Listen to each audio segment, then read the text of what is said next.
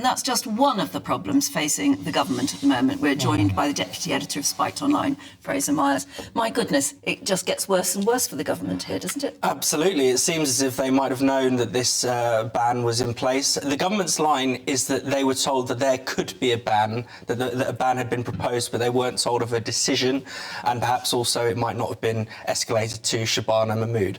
I suppose, to the government's credit, as soon as this did become public, they made very clear where they stand, and I think they've taken the right approach. This ban, I think, brings shame upon our entire country, because the police are essentially admitting that they cannot keep visiting Israelis, visiting Jews, let's face it, that's what this is really about. They cannot keep them safe, and they have acquiesced to the forces that do not, that would be attacking them. So, well, I mean, I know it was said a lot yesterday, but it's about mob rule, that, isn't it? If people who are, whatever you think of the overall situation, you've got visiting people who would be potentially the victims of attacks, and you're saying, don't come, we can't protect you. And that is acquiescing to the other side. Absolutely, it's acquiescing to the mob, and in this case, acquiescing to racism.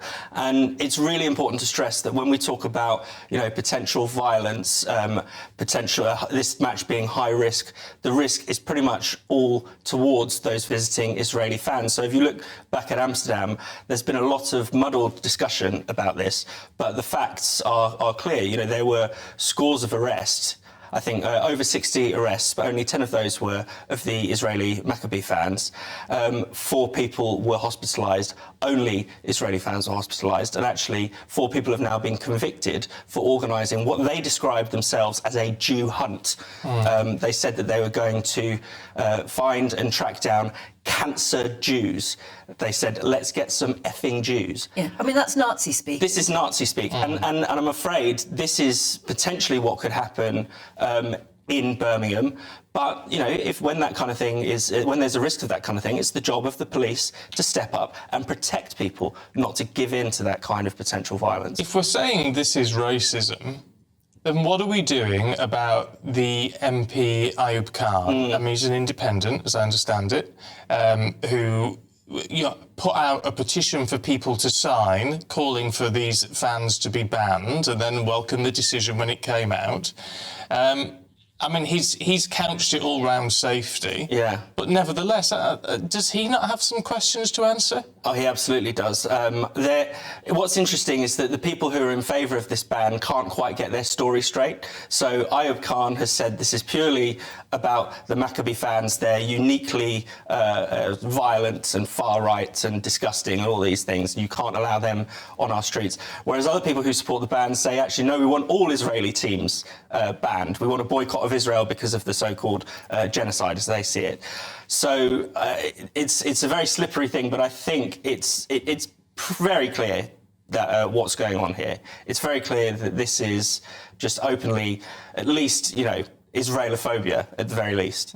We're living in a time of what feels like pretty significant social change, and it makes us question things that we've even taken for granted for decades. And one of those at the moment that people are wondering about is actually money. Is the money in your bank account safe? Should you be investing elsewhere? Are we looking at a potential global crash? What will it mean for your savings? Is there a way that you could be using your money that might be outside of government control even? Well, TallyMoney is potentially one solution. So I'm delighted to say that I'm joined today by the CEO and founder of TallyMoney, Cameron Parry. What is TallyMoney? Well, at TallyMoney, you basically get gold you can spend. So we give people an individual account in their name, everyday account. They get a sort code, an account number. They use that account just like they would pounds from their bank, but it's milligrams of gold that we brand as Tally. Okay. Why would you do that, though? What is the benefit to the customer instead of just having a normal pound sterling account?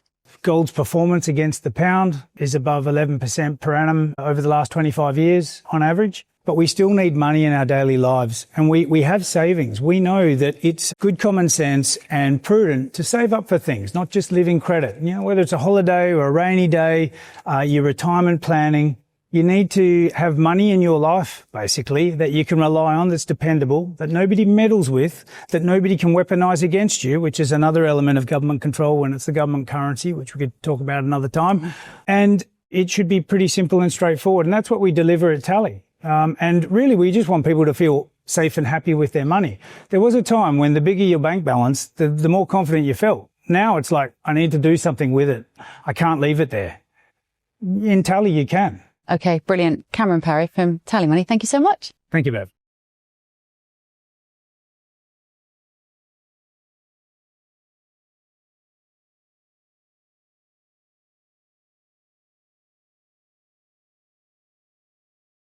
Well, it does seem that way. They say they're trying to do everything in their power. Presumably, they can send more police resources to the area.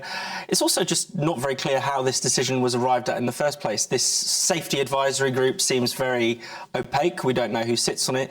Guido Fawkes has revealed that at least one of the people sitting on it has, been calling for Israeli boycotts in the past. So, we do have to ask: was this decision really come to in the proper way? And I would suggest just the outcome. I would think no, because what is the outcome saying? What are the police and the authorities saying when they say they can't guarantee the safety of these Israeli fans? They're saying that there will be racist violence, and we're going to give in to that violence. That's the issue, isn't it? It's the idea of giving in to mob rule. Exactly. And yet it's their duty, isn't it, to protect everyone? Well, unfortunately, policing seems to have changed quite significantly over recent years. Often you will see that the police will take the path of least resistance on a lot of issues. So if you look at, for instance, some of the pro-Palestine marches, there will be clashes between different sides. And often when, there's been cases, for instance, where someone will hold up a sign that might provoke the Palestine marchers, like Hamas is terrorist or something like that. And the police will arrest the person holding the sign saying something completely lawful, because they basically are giving in to the mob. They're saying, well, we don't want to let things spiral out of control. They prioritise keeping order often over doing what's right.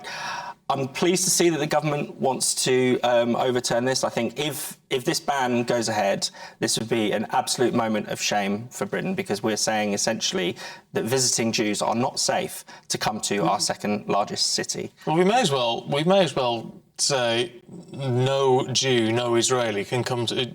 It's a no-go area. Absolutely. The whole of the UK is a no-go area. Maybe Birmingham in particular is a no-go area. And if we said that to any Muslim group, I mean, can you imagine the hoo-ha? And people would rightly be outraged. And it's really important to stress that, of course, if there are particular hooligan fans, they can be banned. That's often a done thing. UEFA often takes the lead in doing that.